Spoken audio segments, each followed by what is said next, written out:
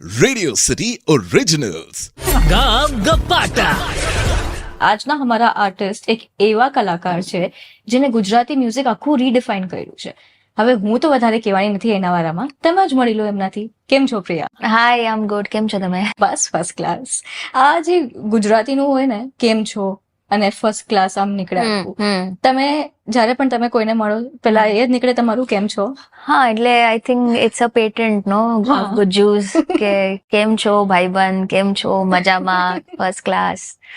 It's like instantly આપણે એકબીજા સાથે કનેક્ટ થઈ જઈએ. ગુસ્સો તો ઇંગ્લિશમાં આવે પણ પહેલો જે થોટ હોય ને યસ, એ કોઈને ગુસ્સો ઇંગ્લિશમાં આવતા પહેલા જે થોટ હોય ને એ ગુજરાતીમાં આવે છે. તારી બેનને એક બોલાય જ જાય.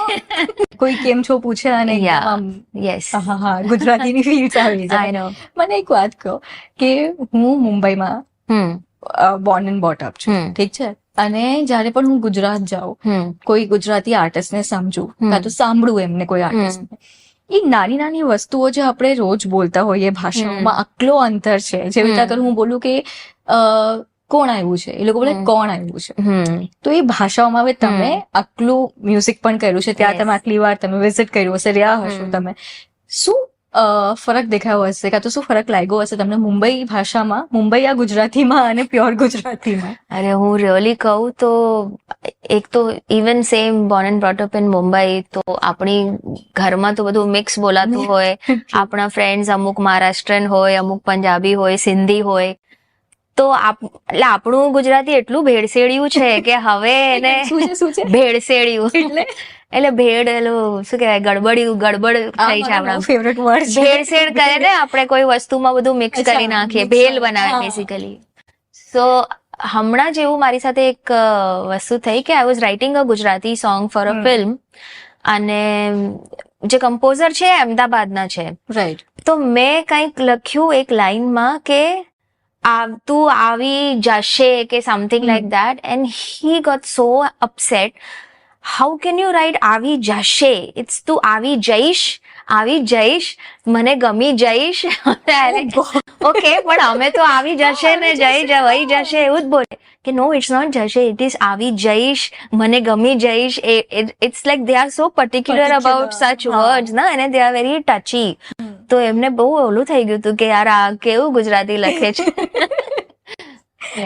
એક છે ને મેં વસ્તુ નોટિસ કરી છે ને, મને આ બધી મારા મમ્મીએ પણ કીધી છે કે જ્યારે કાંઈ પણ વસ્તુ આરામથી સમજાવવાની હોય, મસ્તી કરવાની, હું મસ્ત ગુજરાતીમાં બોલું. જો ગુસ્સો આવે ને મને, કાં તો કોઈને કઈ ફ્રસ્ટ્રેશન નીકાળવું હોય, મારું ઇંગ્લિશ અચાનકથી આવી જાય. અચ્છા, એકદમ અચાનકથી, તું શું છે, વોટ ડુ યુ મીન, આ ને તે. તમારી સાથે એવું થાય ક્યારેક? એકચ્યુઅલી મને ગુસ્સો બહુ આવતો નથી, તો હા, એટલે એ બહુ પણ જનરલી જો હું ગુજરાતી મીડિયમમાં ભણી છું, એટલે મારું ગુજરાતી ખાસું એવું સારું છે એવું નથી. બટ આજકાલ આપણે ઓબ્વિયસલી ડે ટુ ડે લાઈફમાં ઇંગ્લિશ વધારે વર્ડ્સ યુઝ કરતા હોય. બચ્ચાઓ સ્કૂલમાં જતા હોય એટલે એ લોકો સાથે ઇંગ્લિશમાં કમ્યુનિકેશન હોય, બીકોઝ ઇન સ્કૂલ એ લોકોને તો શીખડાવવામાં આવે છે કે તમારે ઘરે તમારા પેરેન્ટ સાથે ઇંગ્લિશમાં જ વાત કરવાની, યુ નો. સો એ બધી વસ્તુના લીધે ડે ટુ ડે લાઈફમાં ઇંગ્લિશ વધારે બોલાઈ જાય. પણ આમ મને લાગે છે કે because I have studied in Gujarati મીડિયમના, મારી થોટ પ્રોસેસ ગુજરાતીમાં જ થાય છે. હું ગમે તેટલું ટ્રાય કરું પણ એ ઇંગ્લિશમાં મારી થોટ પ્રોસેસ થતી જ નથી. So that is one really good thing and I am very proud of it, because એ જે વિચારો અને એને જ્યારે હું મારી પોએટ્રીમાં કે મારા શબ્દોમાં કન્વર્ટ કરું તો એક સેટિસ્ફેક્શન વાલી વાઇબ આવે. ઓફકોર્સ આઈ મીન ગુસ્સો તો ઇંગ્લિશમાં આવે પણ પહેલો જે થોટ હોય ને, યસ, એ કોઈને ગુસ્સો ઇંગ્લિશમાં આવતા પહેલા જે થોટ હોય ને એ ગુજરાતીમાં આવે છે. તારી બેનને એક બોલાય જ જાય.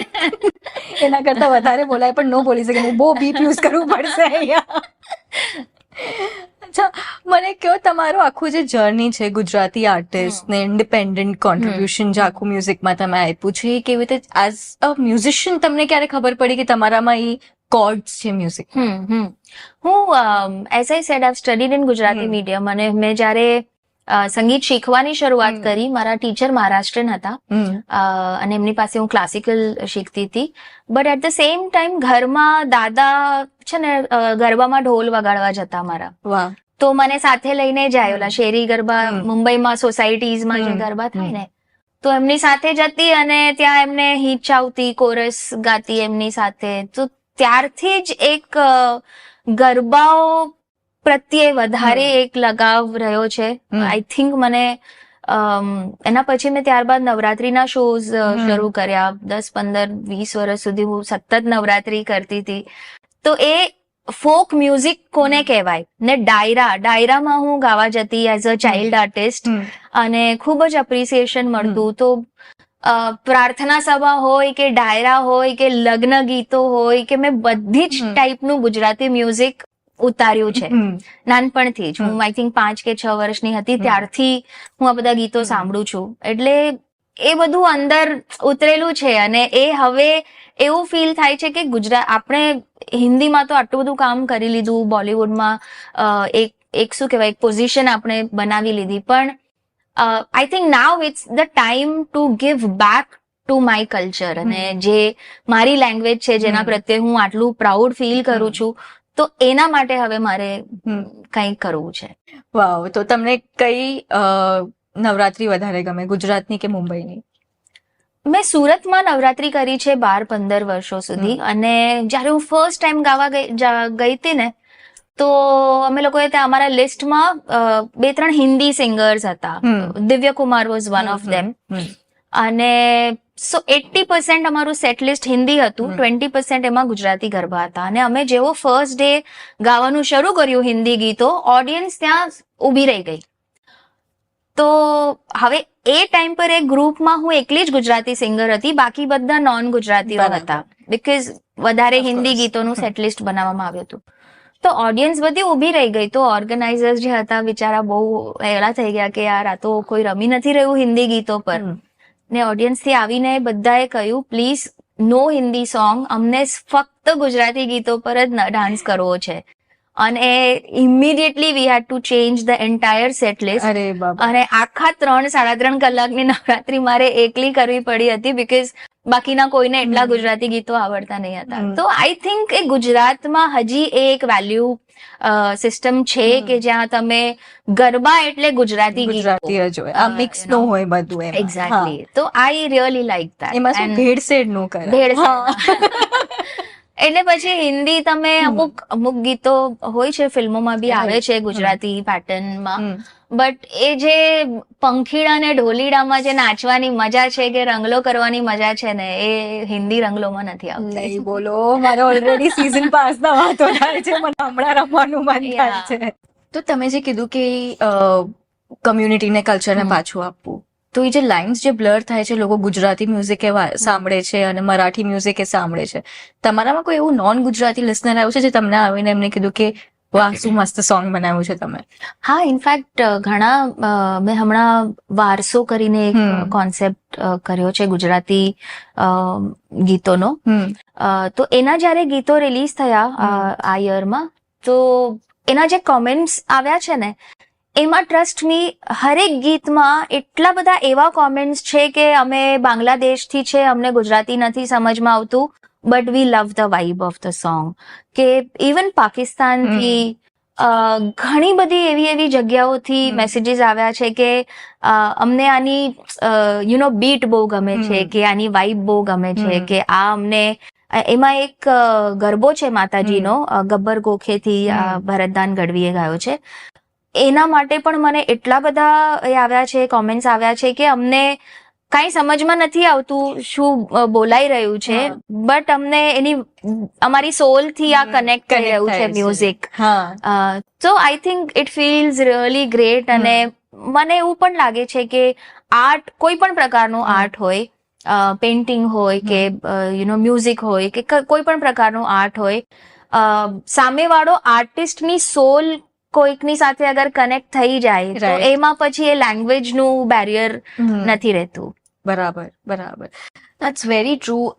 ધેટ બ્રિંગ્સ મી કે આપણે જે ગુજરાતી મૂવીઝ જોઈ રહ્યા છે, ગુજરાતી મૂવીઝ આટલું, મતલબ ઘણા એવા નોશન્સ હોય કે નહીં ગુજરાતીઓ ખાલી હસતા હોય, ખેડતા હોય, પણ હમણાં આટલી બધી સારી મૂવીઝ આવે છે જે ઓસ્કર નોમિનેટેડ થાય છે. છેલ્લો શો થઈ ગયું, which is on a very serious topic. પછી થ્રિલર્સ આવે છે, હવે હોરર મૂવીઝ પણ આવે છે. તો આ જે અલગ અલગ આપણે જોનરા એક્સપેરિમેન્ટ કરી રહ્યા છે એઝ અ ગુજરાતી ઓડિયન્સ, તમને કેવું લાગે છે? મતલબ do you consume that content કે કેવું હોય છે? હું તો ડેફિનેટલી કન્ઝ્યુમ કરું છું, because I am in the same field અને મને આમ પણ અપડેટેડ રહેવાનું ગમે છે. બટ મને એવું લાગે છે કે હજી પણ જે આપણું યુથ છે, ગુજરાતી યુથ, ભલે એ ઇન્ડિયામાં રહેતા હોય કે બહારગામ રહેતા હોય કે હજી પણ ક્યાંક ને ક્યાંક અગર એક હિન્દી ફિલ્મ આવશે અને એક ગુજરાતી ફિલ્મ આવશે ને, તો યુ વુડ થિંક ટ્વાઇસ કે યાર મારી સેલેરીનો અમુક હિસ્સો હું આ પિક્ચર જોવામાં નાખું કે આ પિક્ચર જોવામાં નાખું, and which is true also. તો મને એવું લાગે છે કે જ્યાં સુધી કોન્ટેન્ટ મજબૂત નહીં હોય ને, કેમ કે ultimately it is content which pulls you two the theatre. Very true. તો અગર કોન્ટેન્ટ જ્યાં સુધી સ્ટ્રોંગ નહીં હોય, આપણા ટોપિક્સ જ્યાં સુધી સ્ટ્રોંગ નહીં હોય, ત્યાં સુધી it is very difficult to pull the audience to the theatre, specially the youth. Because એક તો એટલા બધા આપણે લોકો બિઝી છીએ બધાની લાઈફમાં, અને ઓટીટી પર બી એટલું બધું કોન્ટેન્ટ આવે છે, જે પણ બધી છે, ઇટ્સ વેરી ડિફિકલ્ટ કે એમાંથી આપણે આ જોઈએ કે આ જોઈએ, એ ચોઇસ કરવાનું બહુ ડિફિકલ્ટ છે. Right right. તમે વારસોની વાત કરી, અમે તો બહુ એક્સાઇટેડ છે સીઝન 1 પછી. સીઝન 2 હવે શું ક્યારે આવે છે અને શું નવું જોવા મળશે એમાં? નવું તો જો નવું હું ઓનેસ્ટલી કહું, નવું કંઈ જ નથી. આપણા જે ઓનેસ્ટ